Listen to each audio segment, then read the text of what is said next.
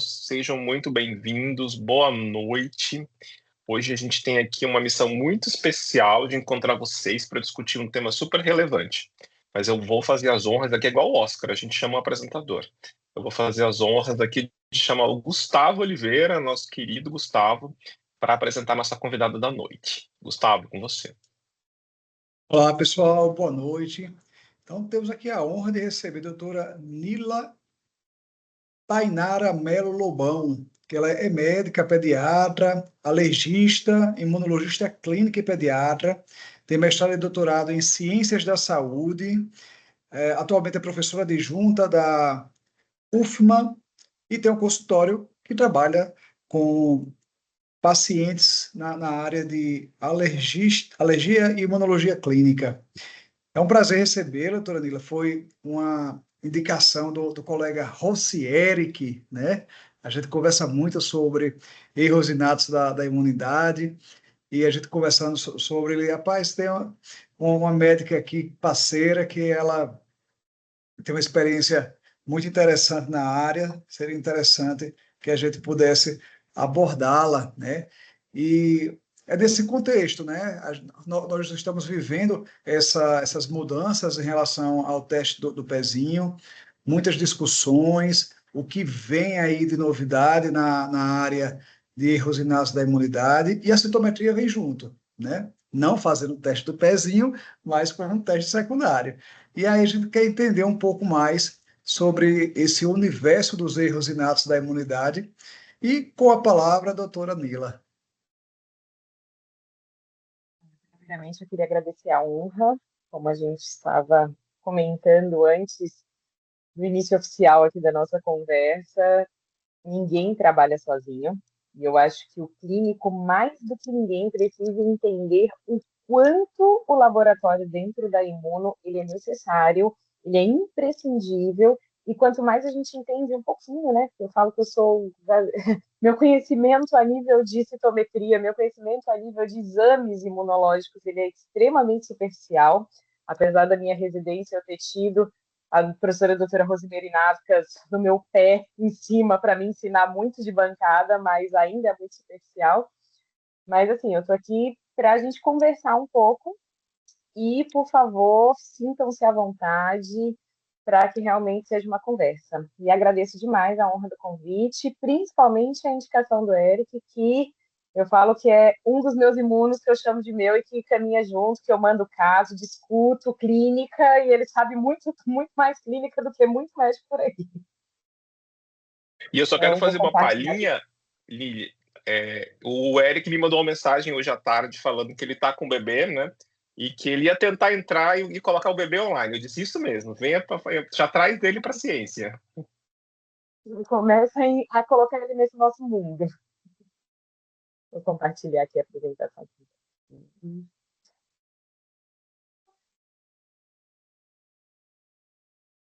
Estão conseguindo ver direitinho? Sim. Sim.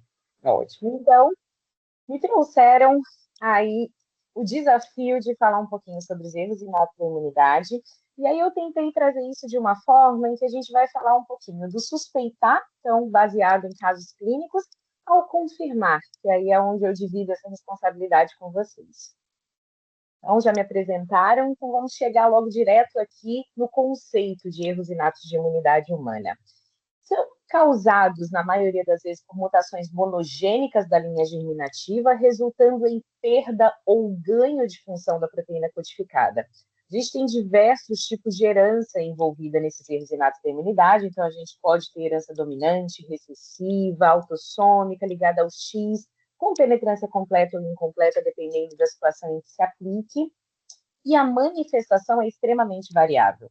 Antes a gente falava muito que as imunodeficiências, né? Então esse nome mudou exatamente por isso, porque as manifestações não estão relacionadas somente à deficiência, mas a gente falava muito que isso estava voltado a uma susceptibilidade aumentada a um amplo espectro ou um espectro estreito de doenças infecciosas. E hoje a gente sabe que o fenótipo é muito mais amplo e não se restringe às infecções. Temos várias doenças em que o fenótipo principal é a manifestação autoimune, autoinflamatória, manifestação alérgica ou até malignidade. Dentro disso, para a gente entender um pouquinho de onde vieram essas classificações e aonde nós estamos hoje, a União Internacional das Sociedades Imunológicas, 1999 até 2011, ela trazia uma classificação dessas imunodeficiências com base no genótipo. Só que isso dificultava muito o acesso, principalmente dos clínicos, a raciocinar baseado naquele genótipo. Porque geralmente o raciocínio clínico é inverso, né? A gente encontra o fenótipo para a gente seguir para dentro do genótipo. Então, a partir de 2013, a classificação ela se tornou baseada no fenótipo desses pacientes. Nessa época, existiam 200 defeitos monogênicos conhecidos, divididos em 8 grupos. E isso foi crescendo. 2015, 34 defeitos adicionais, 9 grupos. 2017, 330 doenças, com 320 defeitos conhecidos, para 9 grupos ainda. E chegamos aqui em 2019, com isso aumentando cada vez mais. E agora, em 2024, a gente chega em 555 erros inatos da imunidade, com 17 fenocópias, envolvendo 504 genes diferentes. Nos últimos 2 anos, 63 novos defeitos genéticos monogênicos foram identificados e 2 fenocópias devido a autoanticorpos ou mutações somáticas. Ou seja, nós escolhemos uma especialidade complexa que está em uma ascensão absurda e é difícil da gente acompanhar tudo isso. Mas a gente vai tentando e por isso essa discussão aqui. Dentro desses grupos fenotípicos que começaram lá desde 2019, hoje a gente fala em 9 grupos de erros inatos e mais o grupo das fenocópias, nós temos aqueles que afetam a imunidade celular e humoral, os defeitos combinados com características sindrômicas associadas, as deficiências predominantemente de anticorpos, as doenças que envolvem desregulação imune, os defeitos congênitos de fagócito, que podem ser de número, de função ou de ambos, os defeitos da imunidade intrínseca e inata, as doenças autoinflamatórias, deficiências de complemento, os distúrbios de insuficiência da medula óssea e fenocópias de imunodeficiências primárias. Lembrando que vários desses subgrupos fenotípicos específicos a gente compartilha com outras especialidades. Então, muitas vezes, um paciente que tem um defeito congênito de fagócitos, por exemplo, numérico, ele está lá na imato, ele não está necessariamente na imuno. E aí é um cuidado que a gente tem que ter, é ter um olhar mais amplo para esse paciente, porque às vezes ele está lá no hemato focado só no fagócito, só naquele defeito numérico do fagócito. E aí, quando a gente vai olhar o sistema imune de uma forma mais ampla, a gente percebe que você tem uma desregulação associada àquele defeito numérico de fagócito, que pode trazer diversas implicações para aquele paciente. Então, a associação de conversas entre as especialidades é muito importante nesse sentido. Basear, então, toda a nossa conversa em quando suspeitar. Quando que a gente vai pensar em algum erro inato da imunidade e quando que a gente vai pensar nessas caixinhas, nesses diferentes subgrupos. Pensando nisso, a gente não pode deixar de comentar e falar da Fundação Draper Model, que foi uma fundação e que é uma fundação extremamente relevante dentro dos erros inatos da imunidade, em que lá atrás eles sugeriram, né, os sinais de alertas para erro inato da imunidade. Eu fiz um compilado para a gente não dividir necessariamente pelas faixas etárias, que hoje a gente tem os sinais de alerta para crianças, sinais de alerta para adultos, os sinais de alerta para menor de 1 ano. Então, eu fiz um compilado aqui entre o que seriam os principais sinais de alerta. Então, vamos pensar aqui em infecções graves ou recorrentes, que isso para a gente acaba se tornando um pouco óbvio, pneumonia, sepse, meningite, abscesso profundo, 4 ou mais otites novas em 1 ano, dependendo da faixa etária, ou 2 ou mais sinusites graves em 1 ano, 2 ou mais pneumonias no período de 1 ano, infecções que necessitam de antibiótico endovenoso para resolução ou uso prolongado de antibióticos com pouco efeito. Aqui eu sempre abro um parênteses quando eu vou discutir esse ponto, é que quando a gente entra na unidade de terapia intensiva, então a imensa maioria dos pacientes que ali estão deveriam ser triados por erros inatos da imunidade, né? Ou seja, a grande parte dos nossos pacientes que estão perdidos porque não há a suspeita. Vamos pensar aqui em outros grupos, reação grave ou disseminada ao BCG, a vacina, né? Que a gente recebe desde pequenininho lá, e que hoje a gente vai entrar num ponto de discussão aí, vai raciocinar em cima disso, que esses bebês que vão passar por uma triagem, eles vão receber BCG. Então, será que isso vai ter alguma implicação? Será que a longo prazo a gente vai pensar numa mudança nesse sentido? Infecções oportunistas ou incomuns, como candidíase oral ou cutânea persistente, micobactérias não tuberculosas, dificuldade de ganho ponderostatural ou perda de peso persistente, que vai ser evidenciado por uma falha no crescimento de crianças pequenas, atraso na queda do corpo umbilical, a gente considera esse atraso acima de 30 dias, ou ainda infecções umbilicais graves, história familiar de imunodeficiência primária ou morte precoce por infecção, alterações laboratoriais, como, por exemplo, uma linfopenia persistente, menor que 2.500 células em latentes, e uma leucocitose sem infecção, ou ainda citopenias associadas, e a ausência de sombra tímica no raio-x de tórax.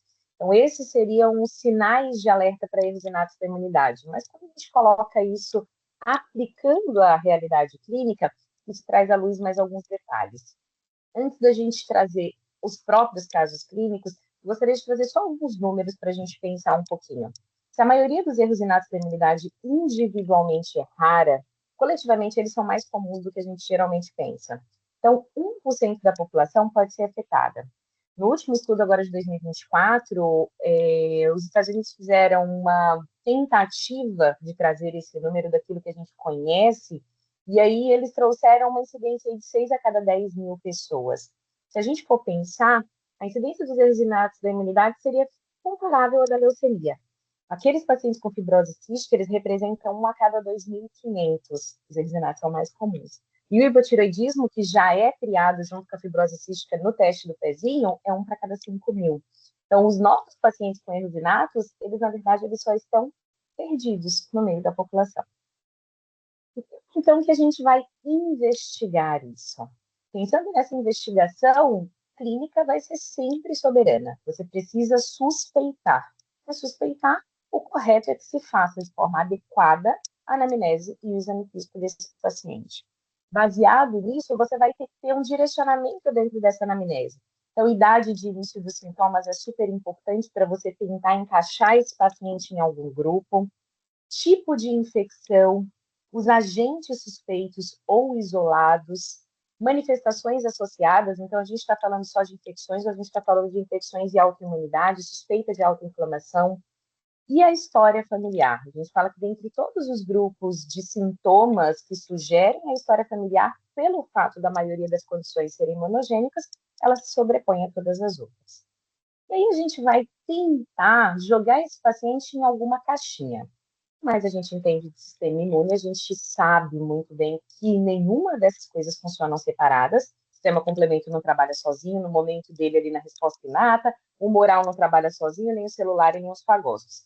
Mas é importante que a gente tente encaixar o paciente dentro de um desses grupos, para que a gente consiga delinear a investigação.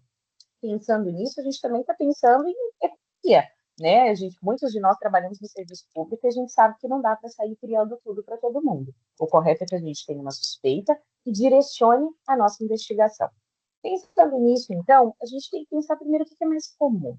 Dentro das imunodeficiências, o que é mais comum? De forma extremamente superior, são as secundárias, que a gente não pode esquecer.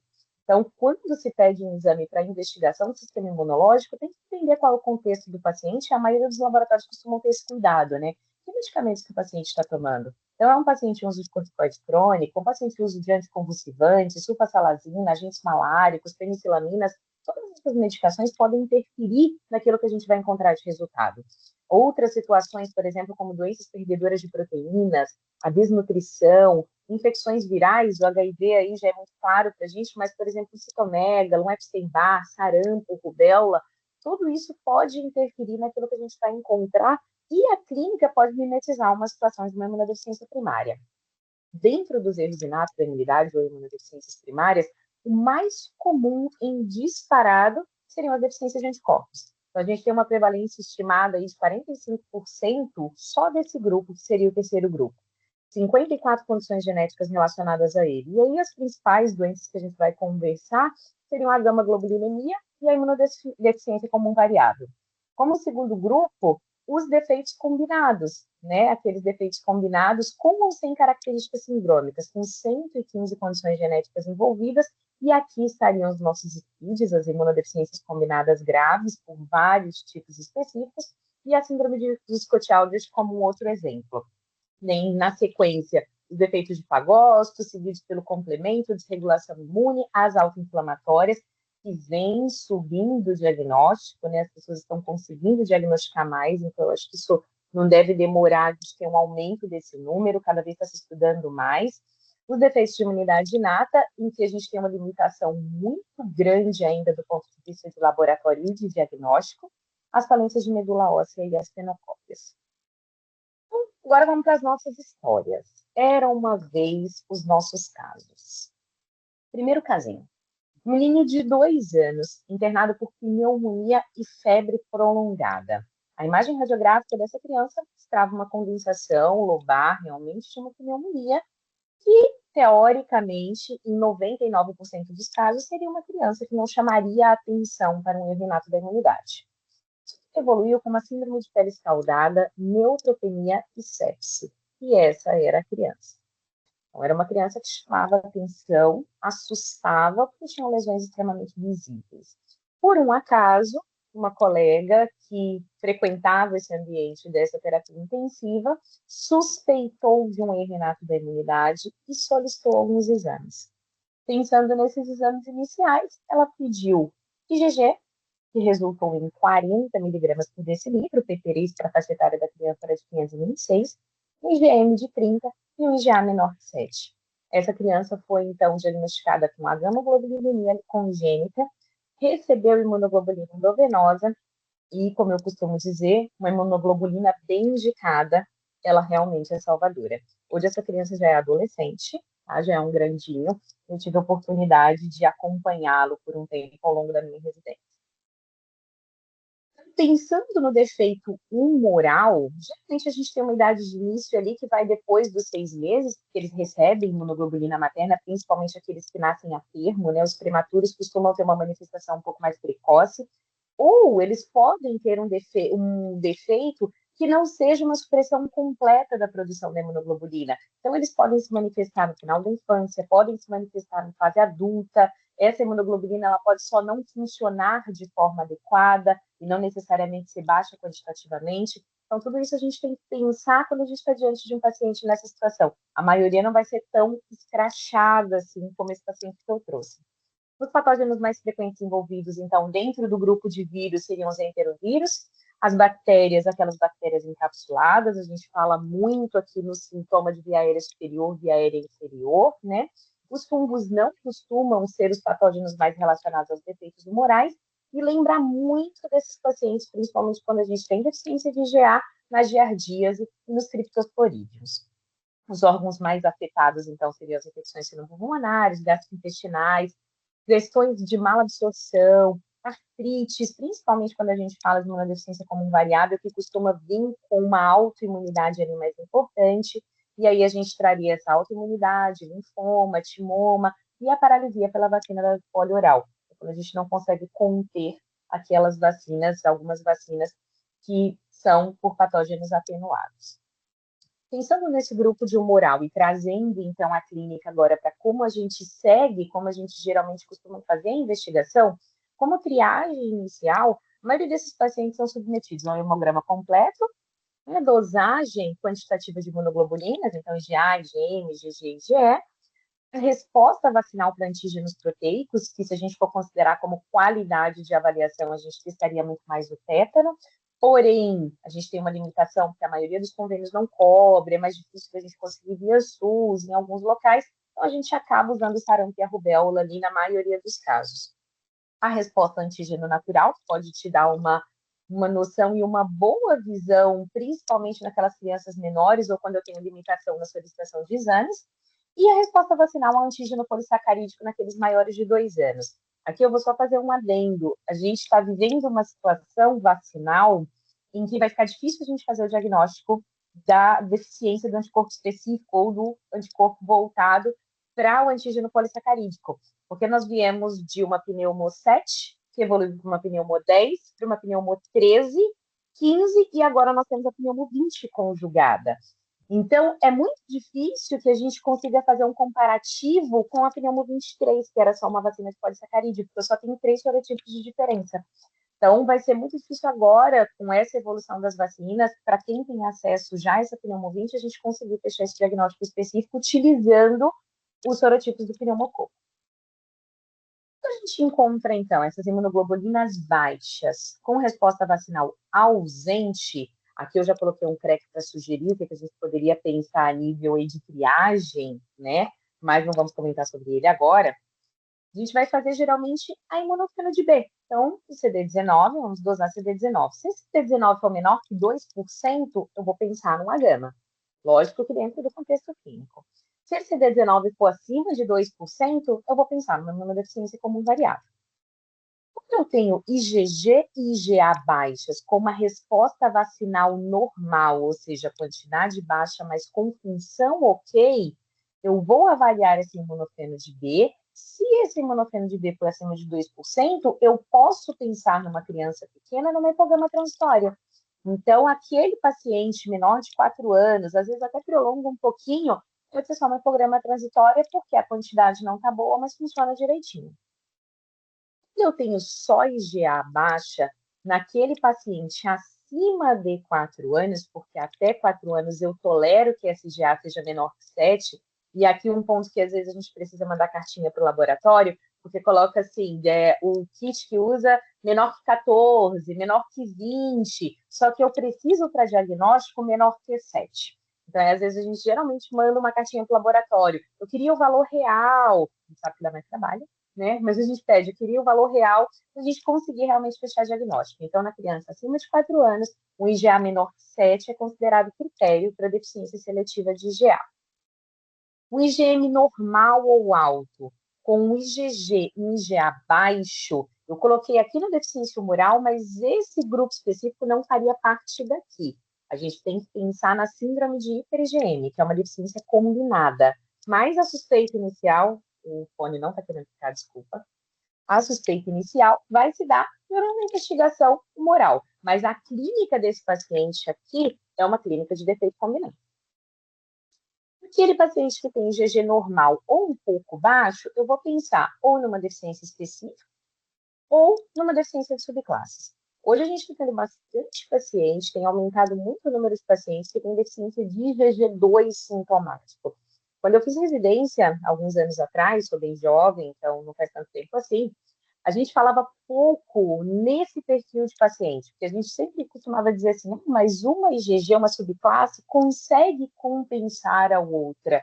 E hoje a gente tem estudado e tem visto cada vez mais que para sintoma respiratório, a deficiência de IgG2 e até para algumas infecções virais específicas, teria alguns pacientes recentes agora com infecções por herpes recorrente, tem alguns estudos nesse sentido, falando um pouquinho mais forte nessa deficiência específica de subclasse, trazendo sintomas mesmo de forma isolada.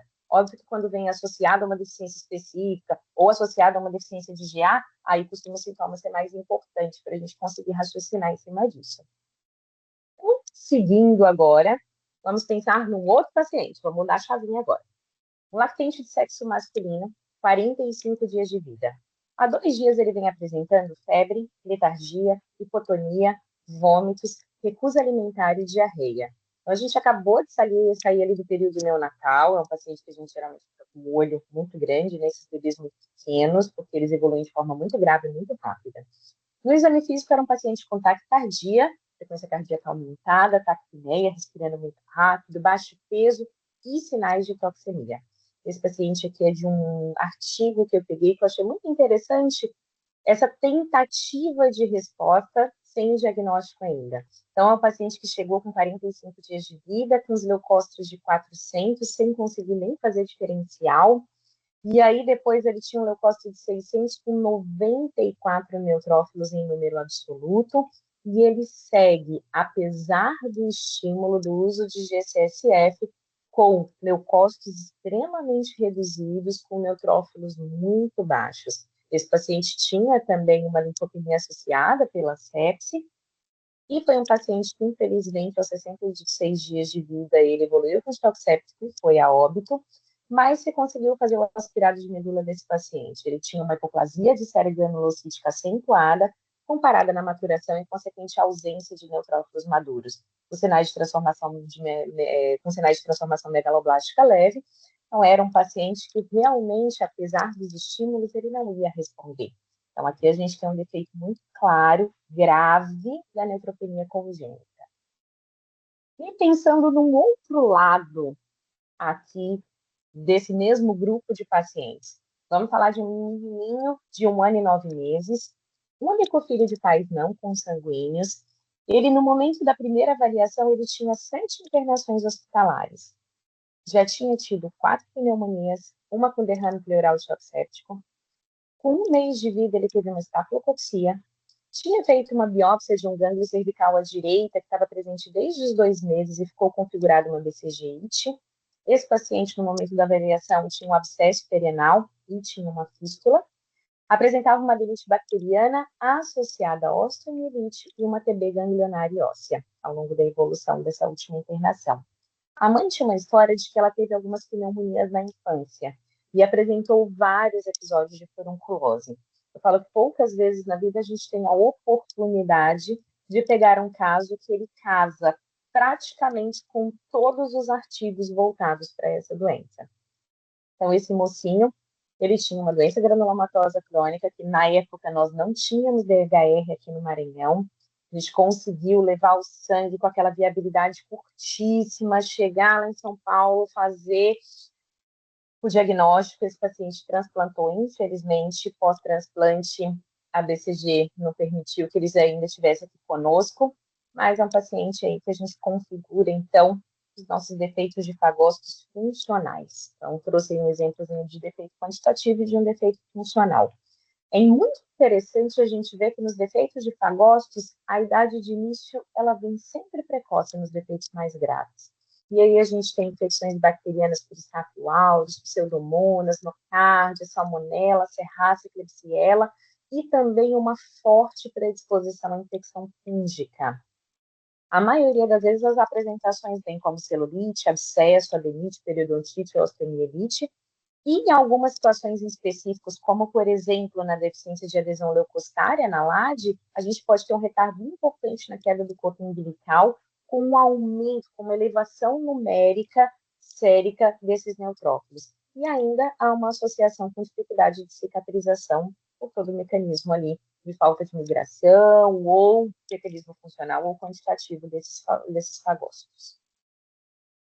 Vamos virar a chavinha agora.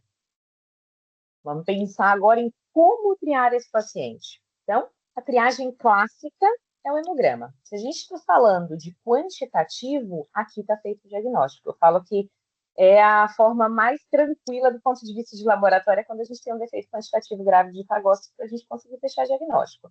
Uma neutropenia menor que 500, eu tenho aqui menor que 1.500, eu vou pensar em neutropenia, mas eu tenho uma diferenciação de quantidade quando eu falo em neutropenia e neutropenia grave. A gente costuma considerar a neutropenia grave menor que 500, mas dependendo da condição clínica do paciente. Tenho que descartar causas secundárias. Na maioria das vezes vai ser necessário um mielograma para definir a causa do que está acontecendo, mas o diagnóstico já está feito da quantidade, né? Mas eu preciso definir a causa. E posso pensar em causas aí autoimunes, infecciosas, ou no caso do paciente apresentado, uma neutropenia congênita grave. Quando a gente tem um hemograma normal na triagem, com infecções periódicas, eu preciso pensar na necessidade de um hemograma seriado para aquele paciente. Nem todo paciente vem clássico, com aquele pico e com aquele nadir tão bonitinho dos estudos científicos, né? Mas o ideal é que a gente tente pegar pelo menos um ciclo de 6 semanas para tentar avaliar essa sequência. Um hemograma 2 a 3 vezes por semana, e aí em criança pequena a gente ainda tem um BO da resistência da família, mas explicando bem costuma dar tudo certo. E aí os artigos trazem por 3 a 6 semanas, mas a gente geralmente faz no mínimo 6. E aí a gente tem que pensar na neutropenia cíclica, né, nesse caso. Quando tem uma leucocitose muito importante associada à neutrofilia, vamos pensar nas deficiências de adesão leucocitária, nos 3 tipos principais aí que a gente tem de discussão. E quando o hemograma é normal, precisamos pensar no defeito funcional.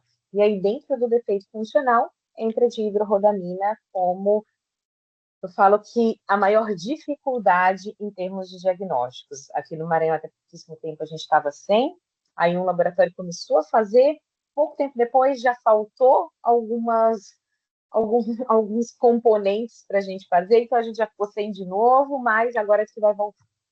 Mas realmente, às vezes é um impasse no diagnóstico do defeito funcional de Fagosto, a disponibilidade do exame. Mudando a caixinha de novo, vamos para uma menininha de 6 anos, com história de 3 episódios de meningite. Em 2 delas foram confirmados os patógenos envolvidos, Neisseria meningitidis e o Streptococcus. Quando a gente pensa, então, nesses 2 patógenos específicos, e principalmente na área de infecção, a gente geralmente já vai direcionar para um compartimento do sistema imune que mais provavelmente apresenta alguma deficiência nessa paciente. Me lembro bem que era uma questão muito parecida, caiu na minha prova de título de pediatria. Nessa época eu não entendia nada de imuno. Continuo sem entender muito, né? Mas está um pouco melhor hoje. E aí a gente fala que aqui a principal suspeita seria defeito de complemento.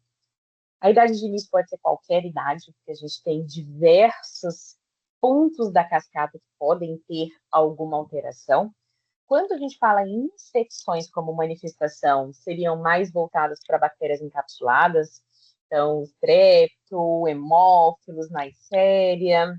Os órgãos mais afetados, a meningite, ela costuma estar muito mais em alta, mas tem artrite, sepse, infecções sinopulmonares, e as características especiais voltadas aí para o complemento, é que a gente pode ter diversas ações como mecanismos autoimunes, como vasculites, o lúpus, dermatomiosite, glomerulonefrite e até o angioedema.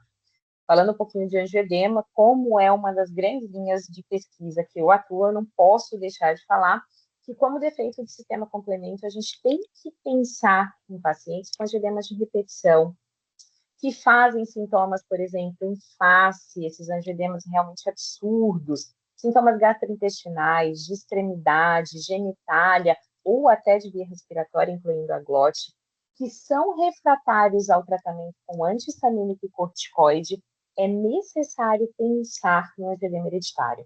Então, a gente precisa pensar nesse angioedema que é mediado por bradicimina, e nos principais subtipos, ele está associado à deficiência do inibidor de C1. Existe um subtipo aí que não tem essa deficiência específica, mas também é mediado por bradicimina. Então, só para a gente contextualizar um pouquinho aí nessa outra manifestação do sistema complemento. Pensando, então, na triagem laboratorial do sistema complemento, a triagem CH50, C3 e C4 é o que geralmente a gente vai fazer do ponto de vista de clínica, né? E é o que a gente tem mais disponibilidade de laboratório. Lembrar que aí, na verdade, eu estou ensinando vocês uma coisa que vocês sabem muito melhor do que eu, que é diminuído. Geralmente é muito diminuído no sistema complemento, a gente tem defeitos parciais, mas esses defeitos parciais dificilmente a gente consegue identificar por essa triagem básica, mas pode haver uma suspeita dependendo da clínica, e sempre a necessidade de repetir. E esse sempre repetir, ele é muito importante em praticamente tudo que a gente fala do sistema imune, né? Essa necessidade de confirmar aquele achado para saber se ele não foi momentâneo ou se realmente ele está demonstrando aquilo que é a realidade do paciente. Como triagem inicial, vamos pensar no CH50 normal, mas no C3 baixo. Nesse paciente, eu vou pedir um H50. Por quê? Porque eu vou avaliar que via que está realmente envolvida. Se H50 normal com H50 baixo, eu vou pensar no defeito de via alternativa. E aí eu posso pensar em defeito de fator D, properdina, fator D.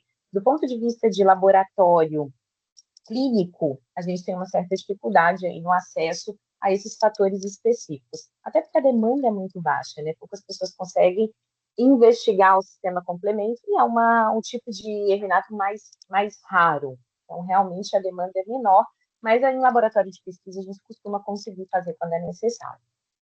Quando a gente tem o CH50 baixo, eu vou pedir o H50. Se ele vier normal, eu vou pensar em defeito de via clássica.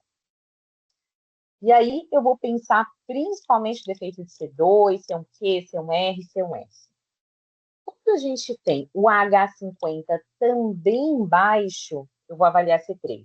Se o C3 for baixo, a deficiência é dele. Se o C3 for normal, vou pensar que o defeito é na via terminal, então defeito de C5 ou C9. E aqui a gente falou de via clássica, a gente falou de via alternativa. Quando a gente fala das vias translectinas, do ponto de vista de laboratório clínico, a gente realmente tem ainda mais limitação nessa avaliação. Por favor, no final me corrijam se a gente já estiver melhorando muito nesse aspecto para vocês me passarem essas atualizações, mas aqui a gente tem bastante dificuldade ainda. Seguindo agora para outra caixinha, para a gente pensar de um outro jeito. A gente tem um paciente, um menino de 6 meses, único filho de pais não consanguíneos, nascido a termo. Essa criança nasceu, ele ficou numa UTI neonatal 10 dias, por conta de uma persistência de carnal arterial e desconforto respiratório. Teoricamente, nada fora do comum para uma UTI neonatal. Com 20 dias de vida, ele começou com uma dermatite vésico-postular em couro cabeludo e face.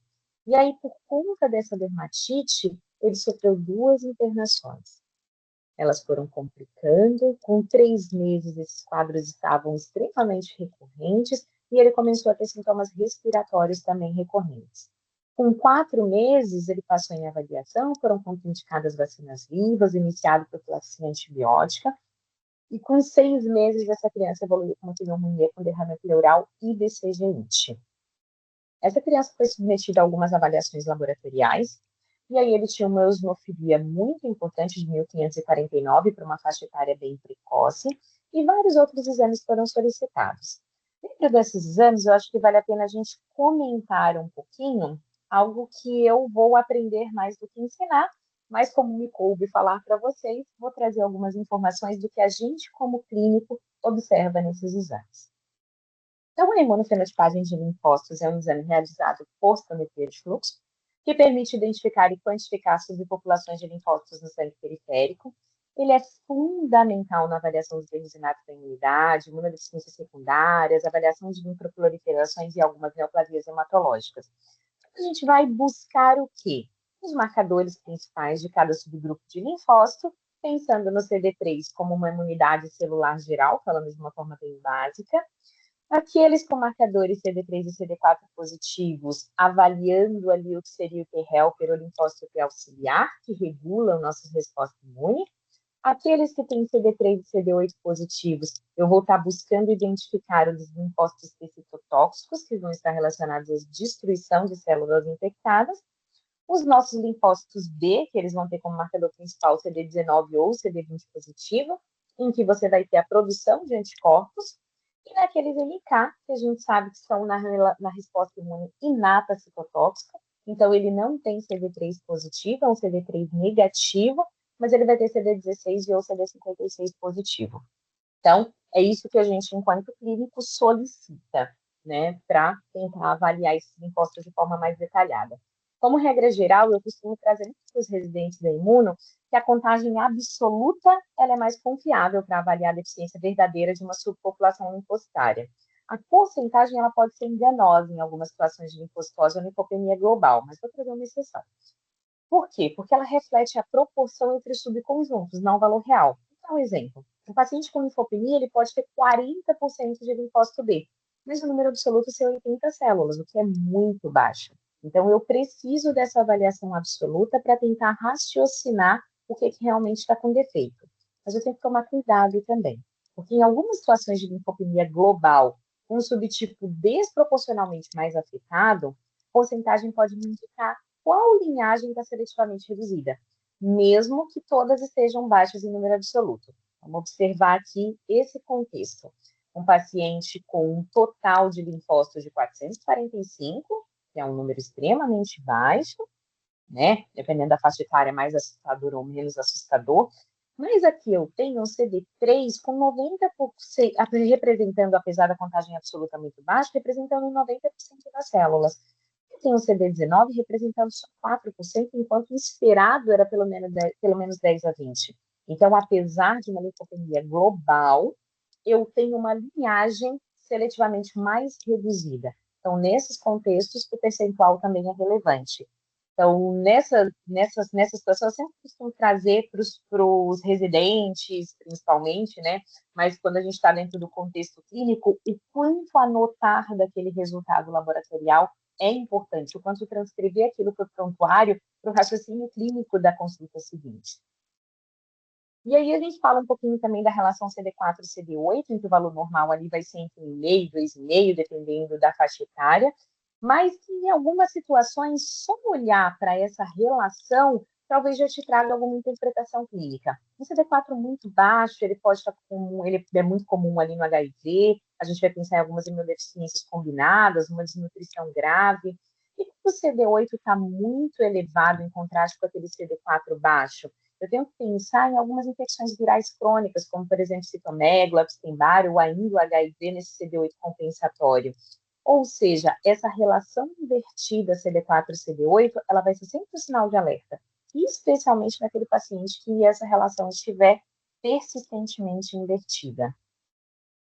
Alguns achados, então, direcionados para essa imunofenotipagem, na ausência de CD3, pensando nos linfócitos T, no caso, a gente pode pensar no SCID T negativo. E aí, aquela interpretação do laboratório, ele já pode me fazer pensar na mutação genética envolvida, como, por exemplo, aqui, uma mutação de um receptor de interleucina 7, que geralmente ele vem com essa apresentação no exame laboratorial. Uma ausência de CD19, eu vou pensar numa gama-globulinemia, e aí eu posso pensar numa mutação do BTK. Quando eu não tenho CD16 ou 56, ou seja, eu não tenho célula MK, eu vou pensar numa mutação de JAK3 no SCID. Um CD4 muito baixo com CD8 normal, como eu comentei, pode ser um HIV, mas pode ser um SCID também, ou ainda uma linfopenia CD4 isolada. Aquele com CD8 alto, com linfócito B muito baixo, as infecções virais crônicas ou as linfoproliferações têm que estar em alta no meu raciocínio clínico. E quando eu tenho todos os linfócitos baixos, uma pancitopenia linfocitária. E aí algumas imunodeficiências combinadas podem justificar aplasias, infecções ou ainda uma linfopenia iatrogênica. Isso é muito comum a gente ter esse racional dentro dos pacientes internados, né? O paciente está linfopênico por algo que foi feito na tentativa de tratar ou realmente algo primário daquele paciente. Muitas vezes é difícil da gente conseguir chegar a essa conclusão. E aí, voltando para o nosso paciente, nós tínhamos um CD3 de 1124, para referência bem embaixo, um CD4 de 939 e um CD8 de 185. CD19 normal e o NK normal. Inicialmente, esse paciente foi conduzido como um SCID. E aí a gente tem mais duas outras células, duas outras avaliações aqui embaixo para a gente interpretar. Vamos comentar sobre elas um pouquinho. Aqueles linfócitos, eles estão presentes, apesar de numericamente baixo naquele paciente, mas às vezes eles vêm até normais. Muitas vezes eu preciso entender, dentro do contexto clínico, se esses linfócitos são funcionais. Então, pensando nessa avaliação funcional, é quando a gente lança a mão de uma imunofenotipagem de linfócitos completa, em que eu solicito uma avaliação de células naive e memória. É muito mais amplo discutir célula naive e memória, mas eu trouxe aqui só alguns comentários que eu acho que valiam a pena. Então, pensando no linfócito T naive, em que eu tenho o marcador CD45 Ra positivo e CD62L positivo, eu estou tentando buscar naquele meu paciente, identificar aqueles linfócitos que nunca encontraram antígeno. Isso é muito esperado que seja mais alto nos lactentes, que são aqueles que a gente chama de virgens, né? Aqueles que não encontraram o antígeno ainda. Já o linfócito de memória, que é aquele CD45 Rho positivo, ou RO positivo, dependendo da forma de leitura, são aqueles linfócitos já ativados por antígeno. Isso é mais esperado em adultos, porque eles já entraram em contato com vários antígenos. Então, vamos pensar, uma ausência de linfócito T naive pode indicar um defeito na produção ou migração de linfócito T, principalmente dentro do contexto ali do lactente. Já uma presença de T de memória em um RN lactente pode me trazer a suspeita de que linfócitos maternos, enxertados transplacentários, que a gente chama de engraftment materno, pode me trazer aí um SCID com fenótipo T positivo, falso positivo. O que a gente vai raciocinar em cima disso, então? Eu tenho, às vezes, um número normal, eles estão presentes, mas essa avaliação funcional é super relevante dentro de um paciente, que eu preciso ter certeza. É um lactente jovem, é um recém-nascido, ele foi submetido a uma triagem, ele tem essa triagem baixa, e eu preciso ter certeza do que está acontecendo dentro do organismo daquele paciente. E aí, voltando para o nosso caso, a gente tinha CD4 naive baixo, CD8 naive baixo, mas esse paciente não era um SCID. Ele tinha um painel genético com uma variante patogênica, autossômica dominante heterozigose no gene STAT3, compatível com uma síndrome de Hyper-IgE, que tem uma manifestação muito parecida com o SCID, que se manifesta de forma extremamente precoce, e que tem um laboratório também que deixa a gente bem confuso nessa avaliação inicial. Trazendo um pouquinho dessas imunodeficiências celulares e combinadas, a gente costuma ter uma manifestação precoce, ali de 2 a 6 meses, iniciando o quadro, e aqui eu não vou nem ler, né? Porque quando a gente está falando, então, de imunodeficiência combinada, a gente vai ter susceptibilidade a tudo, né? A gente pode ter aumento de susceptibilidade para vírus, para bactéria, para fungo e para os oportunistas, que eu acho que esse é um ponto que a gente precisa focar. Quais são os órgãos mais afetados? Tudo, porque a gente pode ter uma predisposição para tudo. Então, esse é um paciente que ele não vai ter um ganho ponderostatural adequado, porque a parte alimentar está comprometida, ele pode ter diarreia crônica, candidíase, ele pode ter racho cutâneo, tudo vai depender da mutação específica e da predisposição, da exposição daquele paciente. As características especiais estão relacionadas ali à doença enxerto versus hospedeiro, causadas pelas próprias células maternas, e o grau de reação desse paciente vai depender do quanto de sistema imune funcionante ele ainda tem. Transfusão de sangue não irradiado, BCG-IT, tetania hipocalcêmica, dependendo do tipo de doença que a gente está falando, então podem ter características diversas dependendo do subgrupo. Trazendo um pouquinho, então, da investigação da deficiência celular, eu não trouxe mais esse racional para o maior, eu trouxe mais um racional pensando no pequenininho, na criança mesmo. A triagem, então, envolveria um hemograma completo, um raio-x de tórax, para a gente avaliar realmente a presença de sombra tímica. E aí, essa linfopenia, nessa avaliação, e a ausência de sombra tímica são sinais de alarme importantíssimos. No recém-nascido, um linfócito menor que 2.500, na criança menor que 3.000, no adulto menor que 1.000, caracterizam essa linfopenia. E aí, eu tenho que avaliar a resposta humoral também, para poder tentar encaixar o paciente dentro de um grupo específico. Baseado nessa triagem inicial, eu vou fazer uma imunofenotipagem desses linfócitos. Se eu encontro um CD3 menor que 50 células, eu falo que todo mundo já levanta a mão, todo mundo já se abraça e vamos lá trabalhar todo mundo junto, porque a gente vai trabalhar bastante. Quando eu já tenho o resultado da imunofeno completo e eu tenho um CD4 naive menor que 20%, aí a gente abre ainda mais o sinal de alerta, porque a gente está praticamente certo diante de um split. Quando eu tenho um CD3 maior que 50 células, vamos avaliar. Eu preciso da imunofeno completa para poder bater o martelo. Um CD4 naive menor que 20% vai me chamar a atenção para um racional de um speed leak, que é aquele que eu falei que o paciente recebe células linfócitos maternos e por isso esse CD3 ainda está maior do que 50. Que a gente já vai pensar em tratar. Então, eu preciso direcionar esse paciente para a sequência correta, para o fluxo correto de atendimento, e o molecular, ele ainda entra como se possível dentro da realidade brasileira. Hoje, a gente está tendo muito mais acesso ao diagnóstico molecular, mas ainda está como se possível. Aqui, quando eu tenho um CD4 naive maior que 1.000, então aqui a importância da imunofeno completa, para me tirar de toda aquela minha suspeita, aqui eu estou pensando em introdução química preservada. Mas como um paciente que teve algumas alterações de triagem, é um paciente que exige vigilância e acompanhamento. E aí eu trago para vocês um IC. IC, na época que aquele pacientinho, que eu contei toda a história para vocês, essa portaria de 2025 já estivesse valendo, que ainda não é uma realidade, mas a gente está muito acreditando de que vai ser em breve. Essa portaria inclui oficialmente o rastreamento dos erros inatos da imunidade como parte do Programa Nacional de Triagem Neonatal. Foram incorporados na etapa 4 da triagem escalonada do teste do pezinho após as doenças metabólicas, hemoglobinopatias, fibrose cística e antes da AME, a nossa investigação para os erros inatos da imunidade.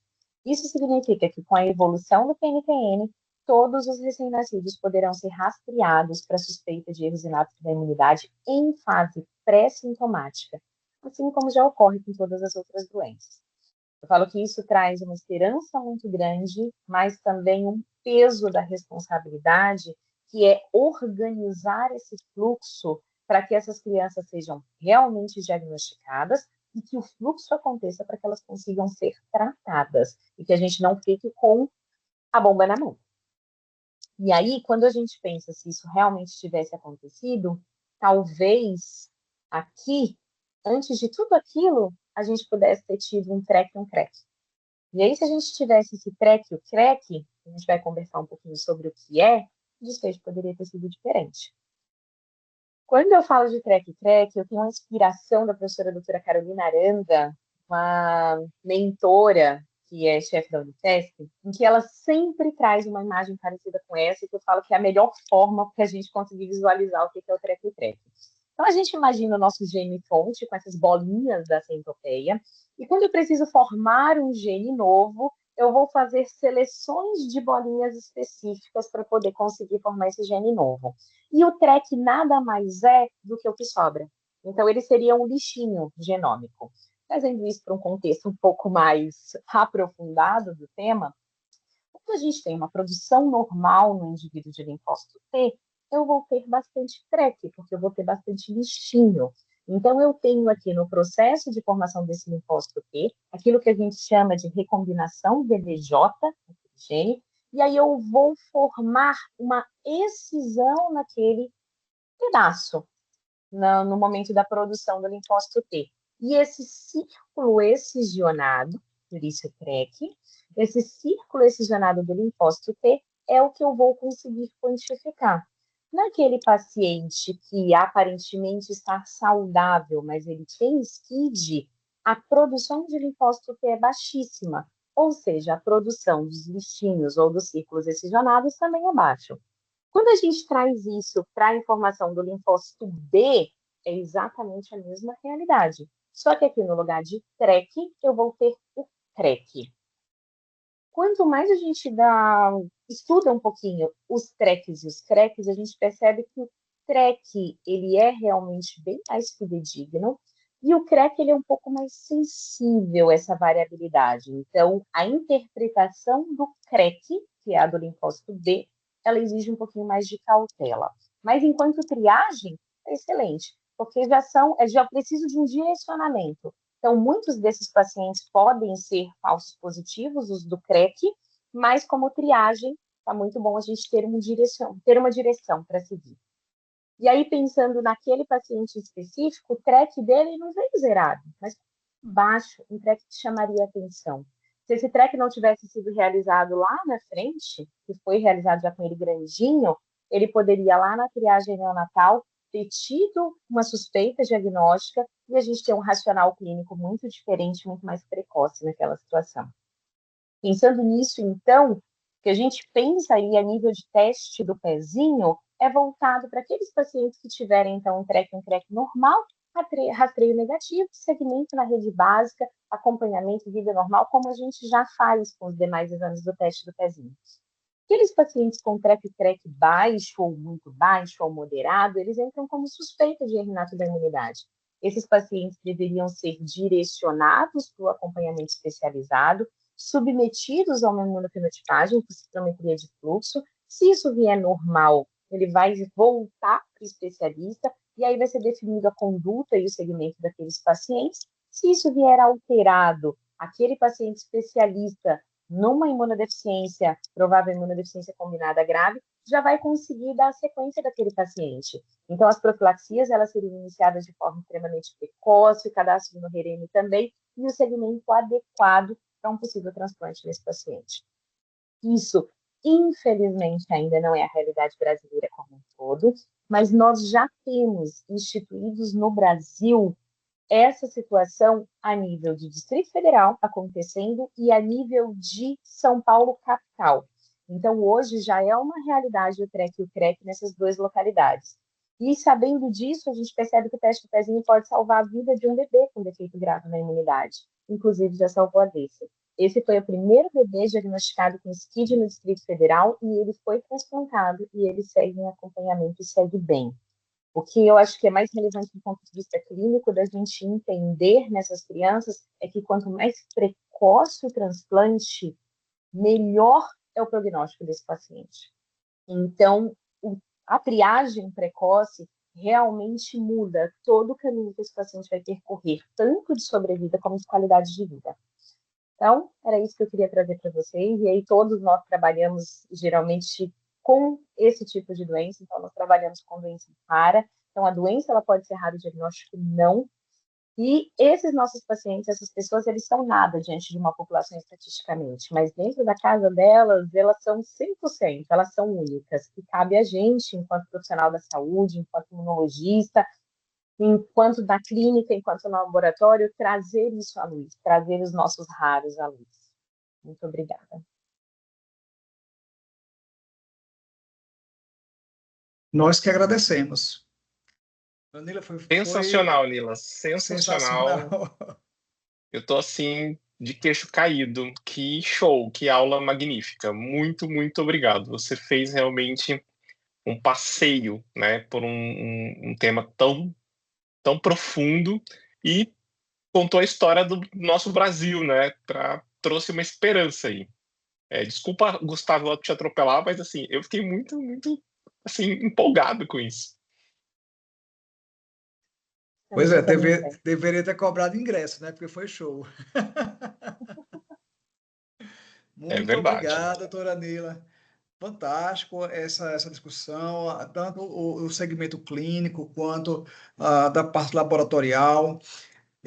Eu tenho uma pergunta. A gente vê a resistência de alguns laboratórios em expandir os seus painéis de imunofenotipagem, no caso de erros inatos da imunidade, né? Então, muitos laboratórios trabalhando ainda com TBNK e quando a gente vê outros laboratórios, né, que eles investem realmente no segmento de é, células B PT, naive, comutada, não comutada, né? Traz toda o Treg. Então, a gente vê essa variação ainda no Brasil como um todo. Eu acho que com a chegada, espero que no futuro mais próximo, do TREC e CREC para um cenário nacional, a expectativa seria uma normalização, uma reflexão maior sobre esses painéis. Como é que a senhora vê isso? Eu falo que um lado de mim tem uma expectativa e o outro tem esperança, né? Acho que a gente tem que pensar exatamente dessa forma, de que quanto maior a necessidade, mais fácil é sensibilizar esses laboratórios. Então, hoje, como a solicitação ainda é muito restrita aos especialistas, a poucos clínicos que vislumbram a necessidade e a importância desse tipo de exame, acaba que o fluxo desses exames fica mais restrito. Então, com a pouca demanda, realmente sensibilizar os laboratórios é difícil, né? Mas acho que a partir do momento que a gente tiver uma demanda maior, que a gente vai ter aí, por exemplo, os CRECs alteram muito. O linfócito B, ele faz essa bagunça ali a nível de CREC, então aquele CREC pouco alterado, ele é muito comum. Então, esses pacientes, eles vão precisar de uma imunofeno completa para poder conseguir fechar diagnóstico. Senão, eles vão ficar em acompanhamento e vão gerar muito mais custo do que se a gente conseguir fazer um exame e realmente fechar a situação daquele paciente. Então, tem uma esperança muito grande de que realmente seja mais fácil acessar e que a gente sensibilize não só os laboratórios, né, mas também todo o processo, todo o fluxo para que a gente consiga chegar no acesso ao exame.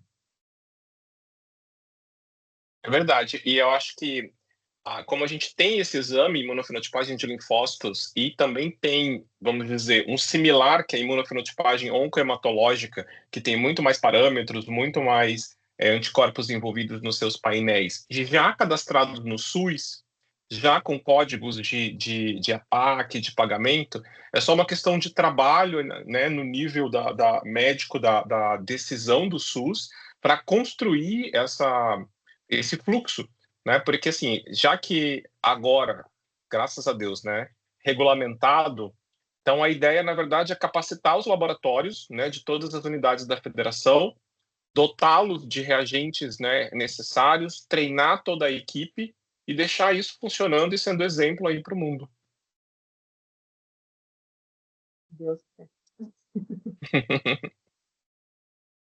A gente, enquanto clínico, que está ali de mão dada com a família e com o paciente, não é fácil.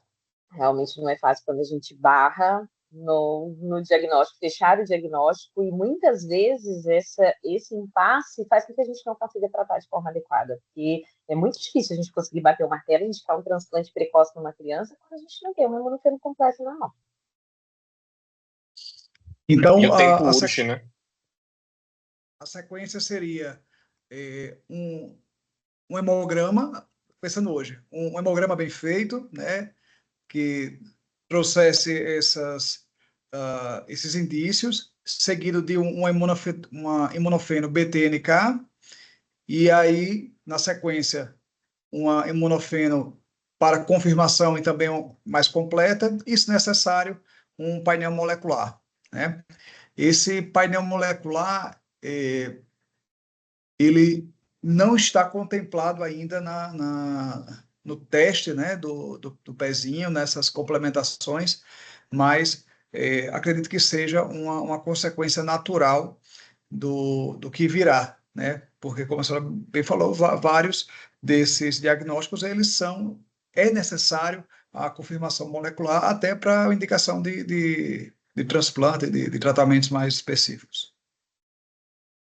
Sob um outro contexto também, a gente tem que pensar que depois do teste de triagem neonatal genético, eu recebo muitos pacientes hoje que vêm desse fluxo. É um fluxo diferente, né? Que a gente não tinha até pouco tempo atrás também. É um paciente que vem com uma alteração no teste de triagem neonatal genético, em que eu preciso fazer a confirmação laboratorial daquele achado.